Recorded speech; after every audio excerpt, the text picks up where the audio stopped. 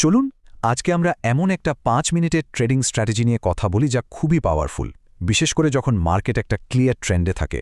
এর নাম হল EMA 20+ RSI trend continuation strategy. আসুন দেখি এটা ঠিক কিভাবে কাজ করে। মার্কেটের ট্রেন্ডের বিপরীতে ট্রেড করে কি প্রায়ই হতাশ হতে হয়?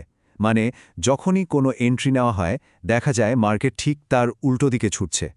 এই ব্যাপারটা কিন্তু নতুন কিছু না, প্রায় সবার সাথেই হয়। তবে এর একটা দারুণ সমাধান আছে। সমাধানটা কি? খুব সোজা। ট্রেন্ডের সাথে যুদ্ধ না করে স্রোতের সাথে গা ভাসানো। এই স্ট্র্যাটেজির মূল কনসেপ্টই হল মার্কেটের ট্রেন্ডকে আমাদের বন্ধু বানানো, শত্রু নয়। এই স্ট্র্যাটেজিটা ব্যবহার করার জন্য কিন্তু খুব বেশি ঝামেলার কিছু লাগবে না। একদম সিম্পল কয়েকটা জিনিস। আমরা ব্যবহার করব একটা ৫ মিনিটের চার্ট, আর সাথে থাকবে দুটো ইন্ডিকেটর। একটা হলো 20 পিরিয়ডের EMA মানে এক্সপোনেনশিয়াল মুভিং অ্যাভারেজ, আর অন্যটা হলো 14 পিরিয়ডের RSI অর্থাৎ রিলেটিভ স্ট্রেংথ ইন্ডেক্স। আচ্ছা, এই স্ট্র্যাটেজির একটা খুব ইম্পর্ট্যান্ট পার্ট হলো পুলব্যাক। দেখুন, একটা স্ট্রং ট্রেন্ড যখন চলে, প্রাইস কিন্তু রকেটের মতো সোজা উপরে বা নিচে যায় না। মাঝে মাঝে একটু থামে, একটু দম নেয় বা ট্রেন্ডের সামান্য উল্টো দিকে যায়। এই যে ছোট্ট বিরতিটা, এটাই হলো পুলব্যাক, আর এটাই আমাদের জন্য একটা দারুণ সুযোগ তৈরি করে দেয়। তার মানে পুরো ব্যাপারটা দাঁড়াচ্ছে এরকম: যখন আমরা একটা ক্লিয়ার ট্রেন্ড, একটা সুন্দর পুলব্যাক আর মোমেন্টাম ফিরে আসার একটা সিগন্যাল, এই তিনটে জিনিসকে একসাথে মেলাতে পারবো, তখনই তৈরি হবে একটা হাই প্রবাবিলিটি এন্ট্রি পয়েন্ট।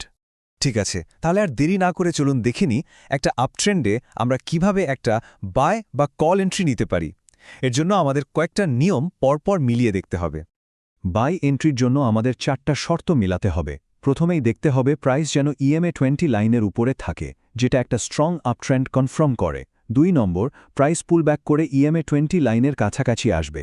3 নম্বর, এবং এটাই আসল খেলা, RSI ইন্ডিকেটরটা 40 থেকে 50 জোনের মধ্যে নেমে এসে যখনই আবার ওপরের দিকে মুখ ঘোরাবে, আমরা বুঝব যে বায়াররা আবার ফিরে আসছে। আর ফাইনালি, এই সবকিছুকে কনফার্ম করার জন্য আমাদের দরকার একটা স্ট্রং বুলিশ ক্যান্ডেল। ব্যাস, যেই মুহূর্তে এই 4টা শর্ত মিলে যাবে আর ওই বুলিশ ক্যান্ডেলটা ক্লোজ হবে, ঠিক তখনই আমাদের এন্ট্রি নিতে হবে। আর এই ট্রেডের এক্সপায়ারি টাইম হবে 5 মিনিট। বাই এন্ট্রির নিয়মগুলো তো বোঝা গেল। এবার সেল বা পুট এন্ট্রির পালা। লজিক কিন্তু একদম একই, শুধু সবকিছু হবে এর ঠিক উল্টো। সেল এন্ট্রির নিয়মগুলো খুব সহজ। প্রথমত, প্রাইস EMA 20 লাইনের নিচে একটা স্ট্রং ডাউন ট্রেন্ডে থাকতে হবে।